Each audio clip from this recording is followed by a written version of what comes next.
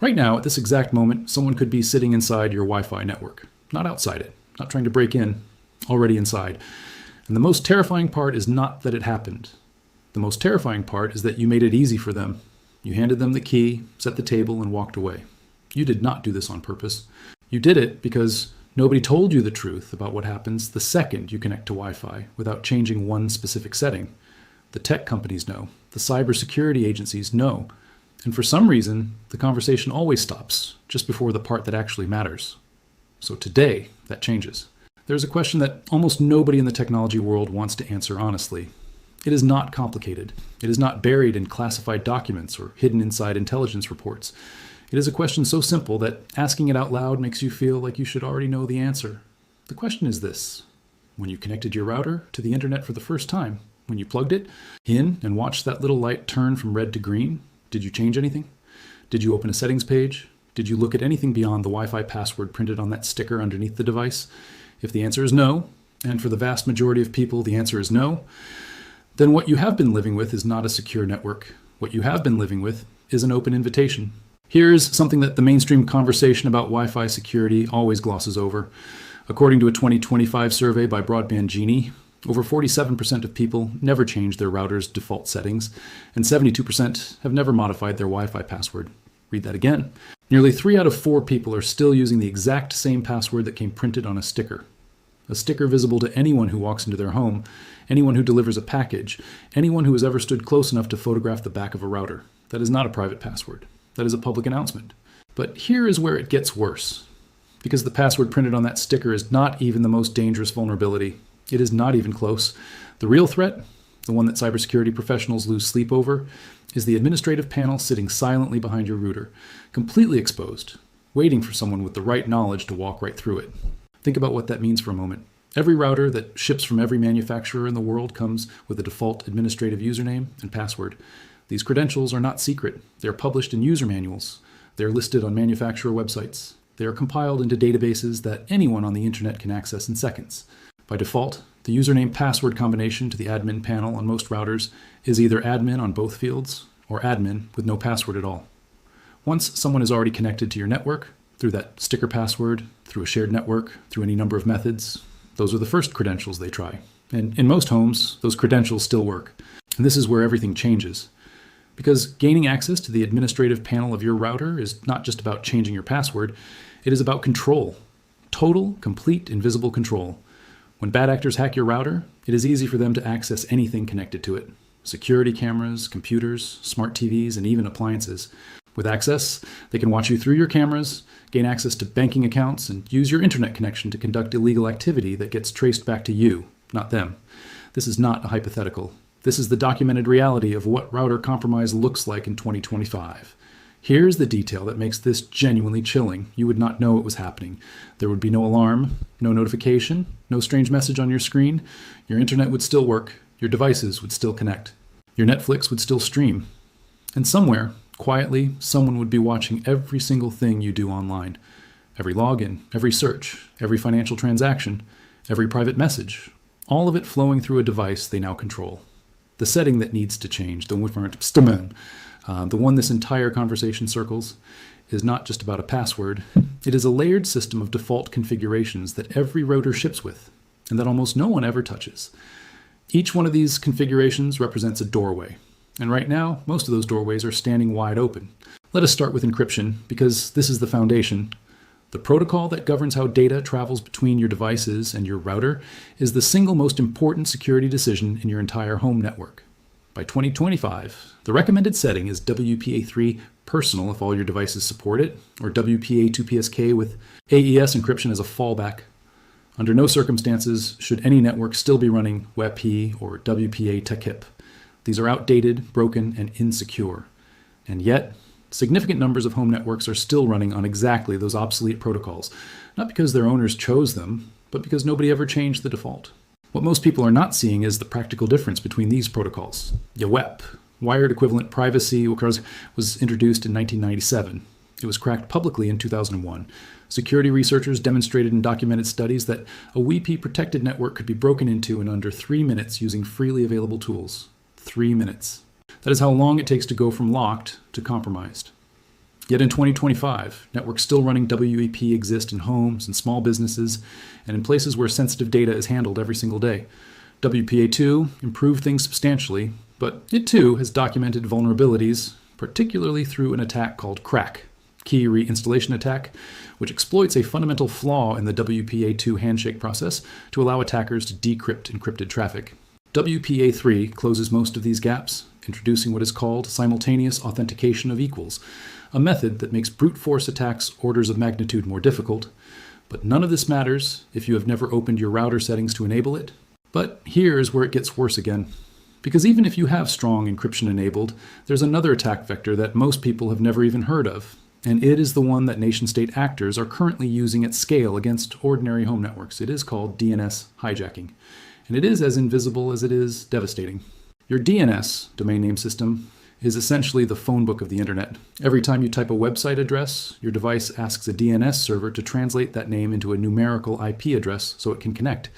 This process happens thousands of times a day on your network. And in most homes, the DNS server being used is the one your router was configured with by default, often controlled entirely by your internet service provider, and sometimes not secured at all. When an attacker gains access to your router's administrative panel, one of the first things they can do is change your DNS settings silently. Without touching anything, you would notice. And from that moment forward, every single website you think you are visiting could be a fake. Since at least August 2025, the Russian military intelligence actor Forest Blizzard, and its subgroup tracked as Storm 2754, has conducted a large-scale exploitation of vulnerable small office and home office devices to hijack DNS requests and facilitate the collection of network traffic. This is not a cybersecurity blogger's theoretical scenario. This is a documented, active, ongoing intelligence operation. Your home router is a legitimate target of nation-state cyber campaigns.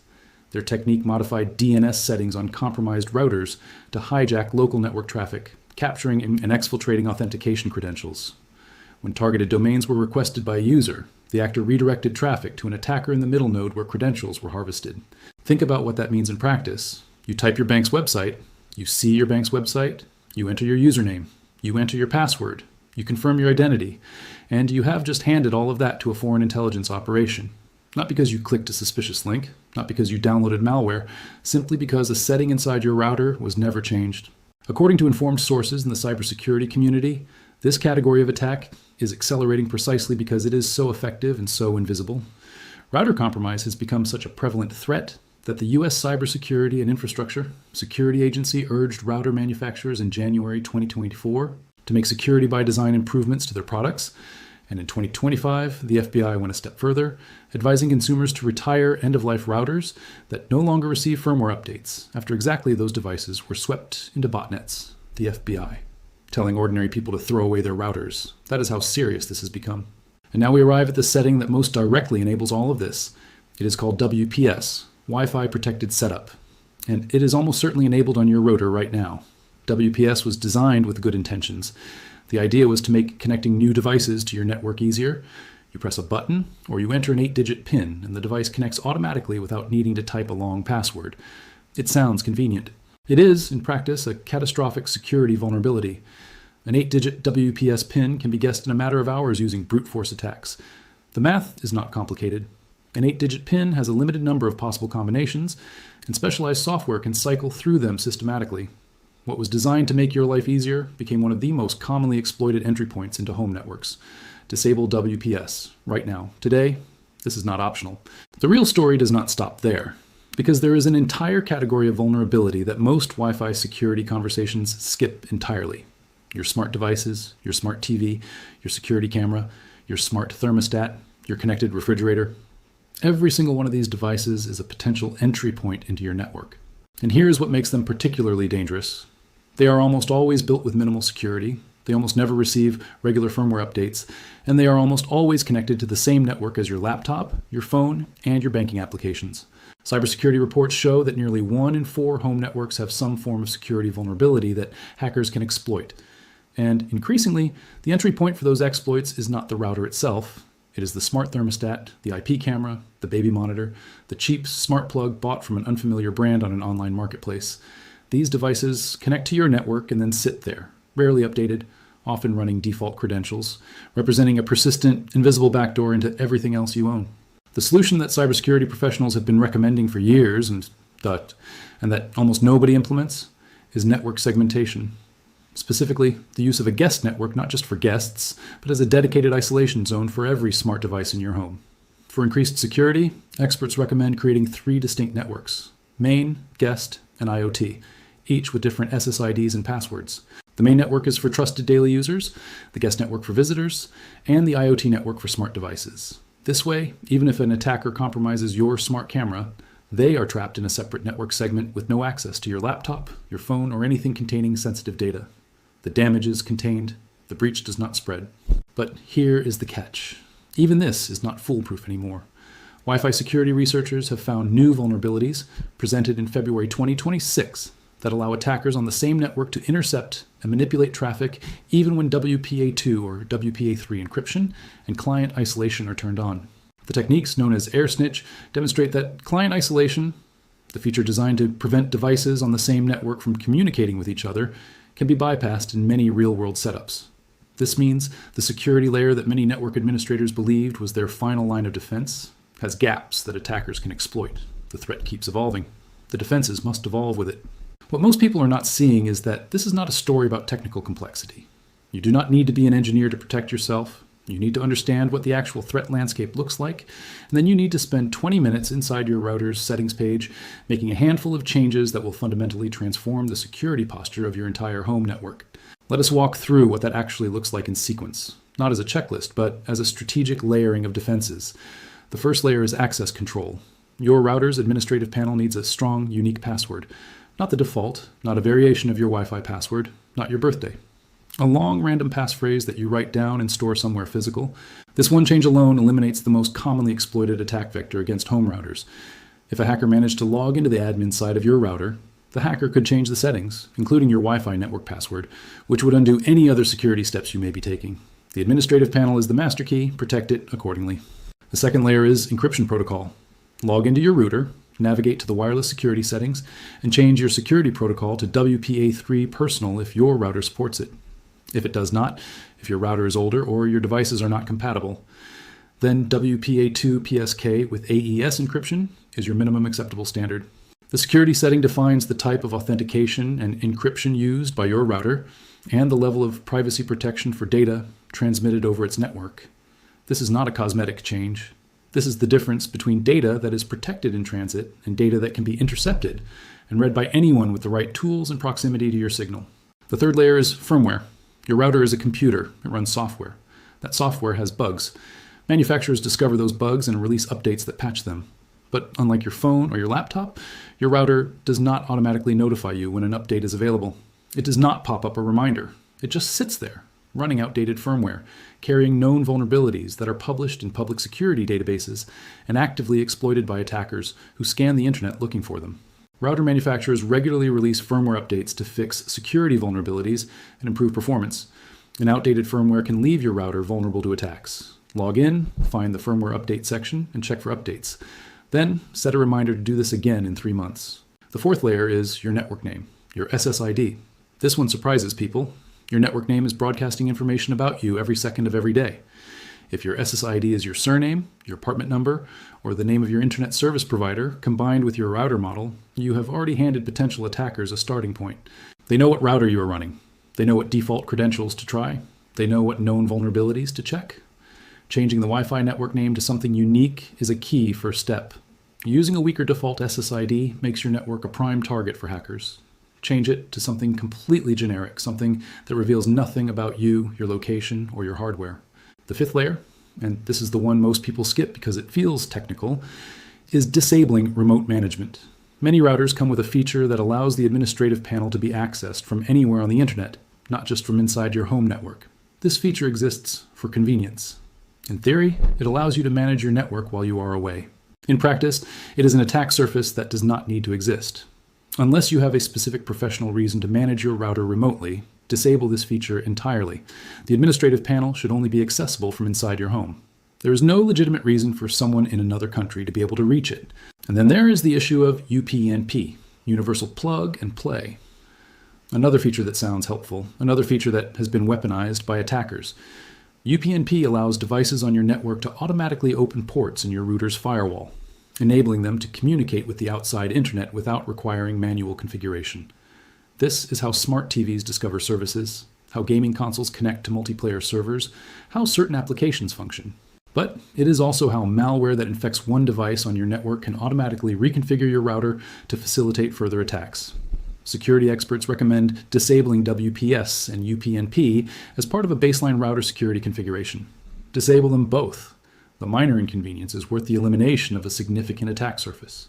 According to informed sources in the network security space, the single most underappreciated threat to home Wi-Fi networks in 2025 is not external hackers probing from the outside. It is the combination of compromised IoT devices on the inside and DNS manipulation at the router level, creating a persistent, invisible data collection operation that most victims never discover. In 2023 alone, brute force login attempts, the technique used to guess router admin credentials, numbered over 1.23 billion incidents in home networks worldwide. 1.23 billion attempts in 1 year against home routers, not corporate networks, not government systems. Home routers belonging to ordinary people who assumed they were safe because their internet was working. The FBI warning from 2025 is worth returning to because its implications have not been fully absorbed by the public conversation. In 2025, the FBI advised consumers to retire end-of-life routers that no longer receive firmware updates after those specific devices were swept into the botnets operated by nation-state threat actors. If your router is more than 5 years old, if the manufacturer has stopped releasing firmware updates for it, you are not just running an insecure device. You are running a device that has been actively recruited into the infrastructure of foreign intelligence operations. Your internet connection, the one you pay for every month, may be helping to conduct cyber attacks against targets you have never heard of. And your internet service provider is almost certainly unaware of it, and you are definitely unaware of it, because the whole point is that it is invisible. This is not designed to alarm you beyond reason. It is designed to communicate something that the mainstream conversation about Wi-Fi consistently fails to communicate with the right level of urgency. The gap between knowing these settings exist and actually changing them has real consequences. Real financial consequences, real privacy consequences, real national security consequences. Controlling the router allows malicious users to monitor, capture, and manipulate data being sent and received, redirect users to malicious websites, spread malware to other devices, and conduct illegal activities that are traced back to the victim rather than the attacker. The router sitting in your home is not a passive appliance. It is the most powerful single point of control over everything digital in your life. And right now, for the majority of households on Earth, it is running exactly the configuration it came with out of the box. Here's the part that changes everything, practically. The changes described here take 20 minutes, not 20 hours, not 20 days. 20 minutes of logging into a web interface, navigating 3 or 4 settings pages, and changing values that have been wrong since the day the device was first activated. WPA3 instead of WPA2 or lower, a strong administrative password instead of admin, firmware updated, a WPS disabled, UPnP disabled, remote management disabled, a separate IoT network created, a separate guest network created. DNS settings pointed to a trusted, encrypted DNS provider rather than the default. These are not heroic technical achievements. These are basic hygiene steps that the technology industry has systematically failed to make the default because defaults are set for convenience, not security. And here's the uncomfortable question that this entire conversation ultimately arrives at. If these settings are so important, why are they not the default? Why does every router ship with WPS enabled with default admin credentials that are publicly known, with encryption that may or may not meet current security standards? The answer that the industry gives is interoperability and ease of setup. The answer that security researchers give is more direct. Secure defaults create support calls. They create confusion. They create friction at the moment of setup. And companies have calculated that the cost of that friction in customer service calls and returns and one-star reviews is higher than the cost of leaving ordinary people exposed. The risk is distributed across millions of households. The convenience is consolidated into easier product reviews and lower support costs. What most people are not seeing is that this calculation happens at the expense of exactly the people least equipped to understand it. The person who knows enough to change their DNS settings, enable WPA3, and disable UPnP probably knows enough to protect themselves regardless. It is the person who plugs in the router, sees a green light, and considers the job done. That is the person the default settings leave completely undefended. The geopolitical dimension of this is something that almost no consumer technology publication will say directly, so it needs to be said here. The botnets assembled from compromised home routers, the ones identified by the FBI, the ones operated by groups like Volt Typhoon and Forest Blizzard, are not primarily interested in stealing your personal data. They are interested in the aggregate. Millions of compromised routers representing millions of IP addresses distributed across residential neighborhoods in democratic countries. Those addresses can be used to conduct cyber attacks against critical infrastructure, against government agencies, against financial institutions, against each other. And the traffic traces back, not to a server farm in a foreign country, but to an apartment in your city. Your router becomes a node in an intelligence operation with geopolitical objectives that have nothing to do with you personally, and everything to do with what your connectivity, your IP address, and your invisibility represent at scale. The settings on your router are not just a personal security matter. They are, in the aggregate, a question of infrastructure security. When 47% of routers are running default configurations, when 72% of networks are using unchanged default passwords, the collective insecurity of all of those devices becomes a resource, a ready-made, globally distributed network of compromised infrastructure that does not require a single successful hack of a major institution. It only requires the continued inertia of ordinary people who have been told, implicitly and explicitly, that as long as the Wi-Fi is working, everything is fine. Everything is not fine. And the most powerful thing any individual can do is not buy a more expensive router. It is not hire an IT professional. It is open a browser tab, type in their router's IP address, most commonly 192.11 or 192.8.001. Log in with whatever default credentials still work, and spend 20 minutes making the changes that the industry should have made the default years ago. WPA3, a strong admin password, updated firmware, WPS off, UPnP off, remote management off, IoT network separated, guest network separated, DNS settings reviewed, 20 minutes. Against an invisible threat that is actively, right now, in 2025 and 2026, being deployed by nation-state actors against the exact class of devices sitting in the majority of homes on Earth. The question is not whether your router is a target. According to cybersecurity reports, nearly 1 in 4 home networks have some form of security vulnerability that hackers can exploit. The question is whether, when someone scans your network and finds it, they find a door that opens or a door that does not. The difference between those two outcomes is a setting. 1 setting, or 7 settings, all of them changeable in less time than it takes to watch an episode of a television series. And here is what nobody in this conversation will tell you directly, because it requires sitting with genuine uncertainty. Even after you make every one of these changes, the threat does not disappear. Security researchers presenting at a 2026 symposium demonstrated that even WPA3 encryption and client isolation can be bypassed under certain conditions using newly discovered techniques. The landscape evolves. New vulnerabilities are discovered. New attack methods are developed. The security you have today may not be sufficient for the threat of tomorrow. This is not a reason to do nothing. It is a reason to understand that security is not a destination. It is a practice. It is something you return to, check on, update, and maintain, not because the threat is hopeless, but because the threat is real. It is active, and it is targeting a device you have probably not thought about since the day you set it up. So the question that should be sitting with you right now, the one that has no comfortable answer, is this. If someone were inside your network at this exact moment, watching your traffic, redirecting your DNS queries, sitting silently in the administrative panel of your router with credentials that have never been changed, how long would it take you to find out? A week? A month? Years? And in that time, what would they have seen? What would they have collected? What would they have done with it? And when you eventually discovered it, if you ever did, what would you say to yourself about the 20 minutes you never spent? The door is still open. The question now is what you do next.